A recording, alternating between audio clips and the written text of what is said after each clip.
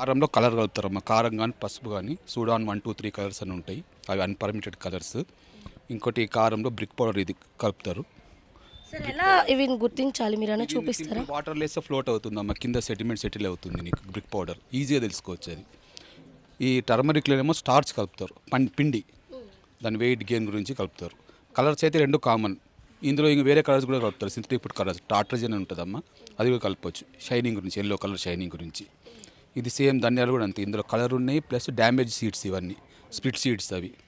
అట్లా అమ్మొద్దు అది actually. Pure అంటే ఇది జాపత్రి మేస్, ఇది ఒరిజినల్, ఇది కలర్ చూస్తే తెలుస్తుంది మనకు. డార్క్ కలర్లో ఉంది. ఇది దాల్చిన చెక్క అమ్మ, మాకు మార్కెట్లో మెయిన్ ఇది దొరుకుతుంది.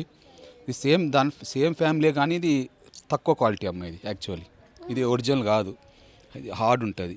యాక్చువల్లీ ఒరిజినల్ది చాలా లైట్ ఉంటుంది, ప్లస్ దీనికి రోల్ అవుతుంది ఇట్లా. You can see that. Order కూడా చాలా స్ట్రాంగ్ ఉంటుంది ఇది. అది లివర్ డ్యామేజ్ చేస్తుంది యాక్చువల్లీ. ఒరిజినల్ అంత ఉండదు.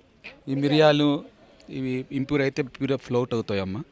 ప్లస్ ఇందులో ఒక మినరల్ కలుపుతారు, మంచి ఎండిపోయిన ఏం చేస్తారు మినరల్ కలిపి షైనింగ్ వస్తుంది చూస్తే. అది మేము ల్యాబ్లో టెస్ట్ చేస్తాం మినరల్ ఆయిల్. మనం జనరల్గా రోజు కందిపప్పు ఏదో ఒక పప్పు వాడుతూ ఉంటాం.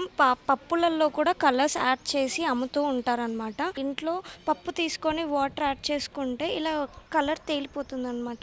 కలర్ వచ్చేస్తేనేమో కలర్ ఉన్నట్లు, కలర్ లేకపోతే కలర్ లేదు అన్నట్లు. ఇట్లా జనరల్ వాటర్ వేసుకొని కూడా మనం చెక్ చేసుకోవచ్చు ఇంట్లో. ఇవి ఏవైతే చూస్తున్నామో రాగులో, ఇవి వచ్చేసి కలర్ లేనివి, ఇవి చూస్తే కలర్ ఉన్నవి. ఇట్లా కొంచెం కాటన్ తీసుకొని పచ్చి చేసుకొని ఇలా డిప్ చేసి ఇలా చూస్తే ఇక్కడ ఏం కలర్ లేదు. అదే దీనికి చూస్తే ఇట్లా పింక్ కలర్ అంతా వచ్చేసింది.